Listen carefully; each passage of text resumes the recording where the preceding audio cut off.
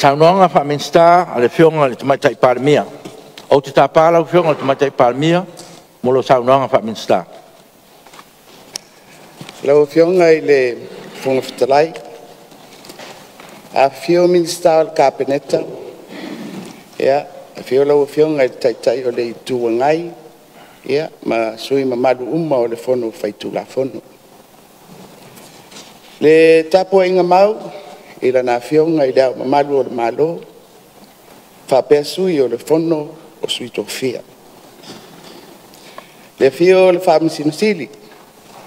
Le pelestene o le whamasinonga o whanua masuafa. Whapea ari I matamai tai o le whamasinonga. Ua tātou whātasi fōi ma whaurulunga o mtanga buenga ma whalaputonga tu ma oti ar malo. Ai whapai atu fōi ma le whaaloalo I le whaafonga tāpua I mai ale tunu. A wāre pai o tama ma ainga o ainga fōi ma tama. Le mamalu o le usunga tu mua mpule I tu au ma la taua ainga le tai ma le wa au fonti. Ia ai maise le nofo tāpua I o e kāre sia I so se fata whai taulanga. Lau a whionga le whangwhitalai whaafitai le alofa o le atua ua tātou taunu mai le nei aso na atofa e to e usu I ai ma wha au wau ngā ruenga a le Palemene o Samoa. Lau a whionga le whangwhitalai o le autu o le nei wholasanga wha minista. O le fofola lea o se wha moe moe o le malo I ngā ruenga tuua a le Palemene. Ia manisi o tū la whono o lo fofua mai. Ai mai se le tala whaatatau o le tupe o le lua whelua lima, lua whelua ono. Lea ua tātia I le tātou pepa o ngā ruenga. Lau whionga le whangwhitalai maunu malu o le Palemene. Na whaamai ar tātou whonotalanga tarua I nei a mati. Sa tātou pasi ai tū la whono toi teu teu. O le whaamai, ma le whaamasinonga o whanua masuafa. O loo iei pēa I le tātou lau a whono. Tū la whono toi teu teu. O le whaavae whaasino I le sefulu pasene. O sui whaipule te maitai. Maisi teu teunga o le tūla whono whenga palota. Ea whapea fo I le tūla whono mo le tū SS.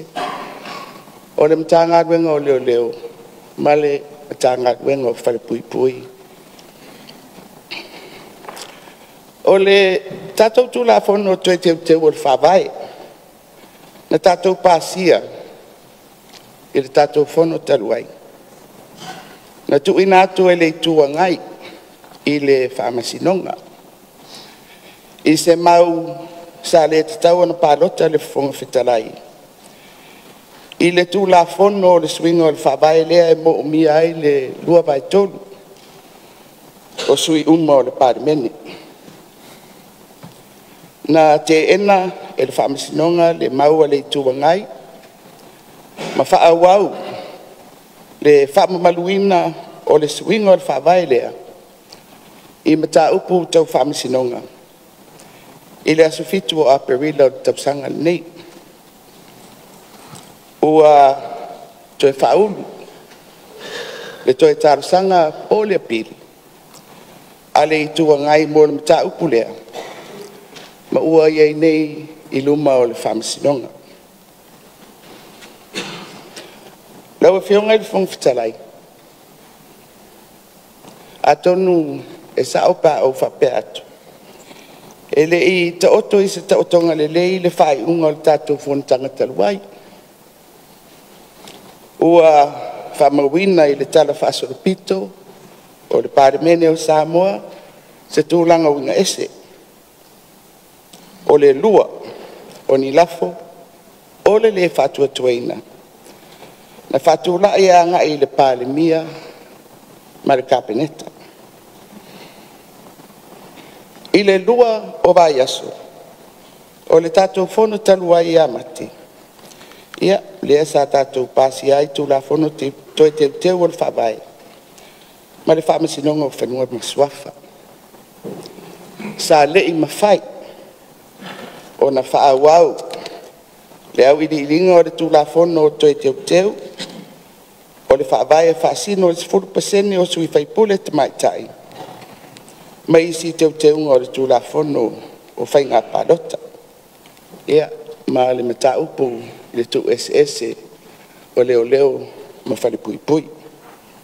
Ma o loo iei pea i lunga o le tātou lau a whono. Lau whionga il whongwhitarai na whenau tō ai. Lau whionga masui o le kāpeneta i le mataupu ua le whatua tuaina le whatau tainga e lau whionga o le Palemia. E peita i lau whionga le whongwhitarai. Ua o maua so whinangalo whaaria e ala i se tusi. Ina ia tātou tau mwhai e ngā rurua whatasi. E whaawau le ngā ruenga le Palemene i le anganga o le whewhaamanga loa. Ma le wheoea. Ai longa ia i se a. O le atali tuari mai se nā whaato whala inga mata mō fie. Awa o le anganga o au nei mar kāpeneta. Ia e tā pena mai lava ma tā upu. E whaasoro mai i le Palemene. Awa le au nanga wha le malo. Na tō fia mai ia i tātou uma. O sui o le atunu. Ai peita. Lau a whionga le whongwhitalai. Le mamalu o le Palemene. Taru mai le tātou whono talu ai. E le nā tia pe pongi sa foi. Le whawhongwhonga ma le sila le atunu. Inisi o whaaringa, a le taitai o le itua ngai. Whapefo i le sui o le itu malo ngā ngai whumaunga numero tolu. O le taitai whono o le vaenga whai o le fast. I le tatau o na whata ape le Palemene. Ma toe sa ili. Se whinangalo le atunu. E ala i se whainga palota. Whainga palota tele. Ia, lau a whionga le whongwhitalai, man malo le tātou Palemene. Ua whaalua. O na tātou wa sā lafo. Ole le whato tuaina. I le tātou whono taruai. Whatu mai le lafo mua, e le taitai o le itua ngai. Te ena e le sui o ngā ngai whamaunga numero tolu. Ma sui e sifuru iwa.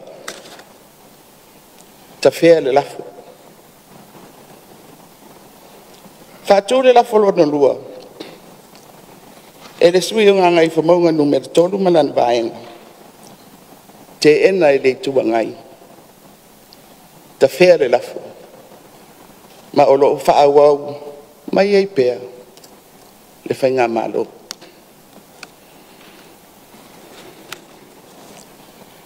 Lau e pionga le whongwhitalai. Nā o whonasi e lawa i numa o le Palemene. I le tātou whono i le amatanga o le tausanga le nei. E whaia lawa i le Palemene. Le whaai unga o le whaamuta. Po le whaawau o le whainga malo nei. Lau e pionga le whongwhitalai man malo o le Palemene. O loo tū mau pēa. Le nā mau i a te au ma le kāpeneta.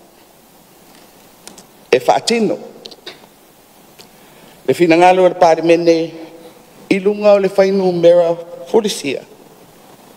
E ala i se pārota. Ma o te manatu.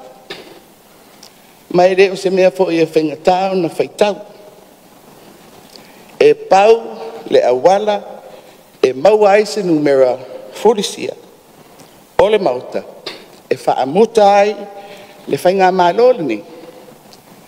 pe atu tu fatasi le tua ngai ma le si vaenga lea o le fatu tua i le tua sa mo tasi le wala lea fai manino ma fa mauina i le Palemia lau fionga le fitalai ona o mai ai le mata upu tupito o le fontanga nei le tala fatatau o le tupe lua fe lua lima lua fe lua ono lau fionga le fitalai ma le Palemia o le whangasolonga o se tula fono tau whaofi mo se tala fatatau o le tupe mo le tausanga fatatupe o se mata upu o le whaatuatuaina o le whainga malo confidence e ui ele o mai o io i le tula fono whaavai le tulanga lea ai o se whainga masani convention i malo whatemukalasi apa u se tala o le tupe o se whaailo foi le nā o le le whatuatuaina o se whainga malo ma o lea lau fionga i le whangwhitarai o te whaasirisila alua i ai le Palemia a pasia le tala o le tupe ua i le laulau a fono tala o le tupe mo le luafe lua lima luafe lua ono a pasia e whaawau le whainga malo nei ai a le pasia pe te whea le tūla fono le tala whaatatau le tupe o na tātou whanga solo loa lea i aia ingo le tūla fono whawai e whaata ape ai le Palemia lau whionga il whong whitarai o te whia pai pupu lava i le tūlanga o se tāpenanga mo se palota whawhose. Awa o le tūlanga masani o whainga palota i le mai awa se paia inga e tolu masina e whanga solo ai tāpenanga mo le whainga palota e au fia ai le aso e whata ape ai le Palemia a whai o le apa u le talo le tupe e iai ni toa onga e lua e ono le mwhai ai ona whai se tāpenanga mo se paro te tere i to tonu o le tolu masina o le toa mua ia ele opose li lo whanga solo le whafowina o le stala o tātou lola pārota ua longo mai ele ofisa o whainga pārota ua ausia le 52% o le stala i le tūlanga au ai olo o iai tu malo ele ausia le 50% o la to lola ma olo iai foi nisi o tu malo ele i ausia le 12% ia e au fia ai ma tatou tu malo tele i le vai maunga ma faleata ole lona lua o toa ole ai inga i le tulafono whainga palota o lo iai nei i le tau ona le stala sui tau wā o whainga palota i le ono masina i luma mai o le aso palota ono masina e fete ena ile na ia inga ma le tulafono whaavai o loo ai e tolu masina e tapenai se whainga palota tele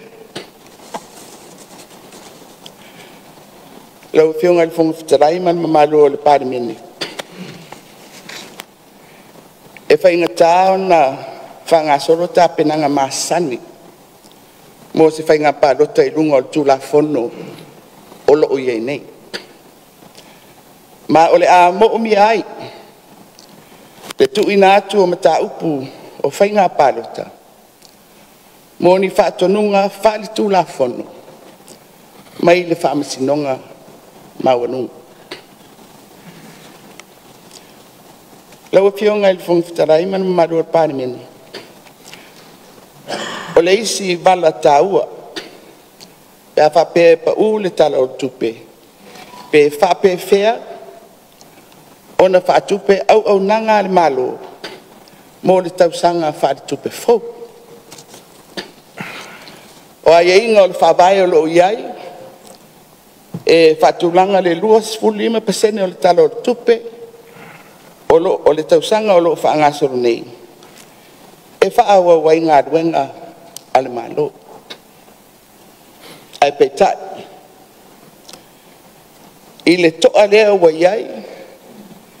I le mawhai. Po le mawhai o na tāpena se whainga pārota I tutonu o le tolu masina. Ma Naomi ai se taimi whaau popo. E ono le lava. Le 25% o le tala o le tupe. E whaawa wai ngā ruenga. Po au nanga le malo. Ai le I pale mai. Se whainga malo fau. I le mai ai. O se palo te tele. Ia, lau fionga le whonga whitalai. E ui sau finangalo. Ma se mātou fo ia nganga e whaau au le tātou ngā ruenga. Ai tātou whaangasoro ia. Ia lo mea. Mai tūlanga maninu. Le ngā ruenga le Palemia. Po o whea. O le ataoto iai. Se whaatua whaala inga. Asu I mamalu. O le whono. Whaitula whono. Lau whionga le whonga whitalai. Le mamalu o le Palemia. Le tāpua inga le tunu. Ua tāpena mai. E le malo le tātou talo le tupe whātatau. Mo le tausanga lua whelua 5. I le lua whelua 1. A ua whapena fo. Ona tāpena. Le a whapea. O le a tātou whātaapu. Ia manuia le whono usua Samoa. Lau whionga soifua. Ua whamalo saunoa I lau whionga le tumatai Palemia.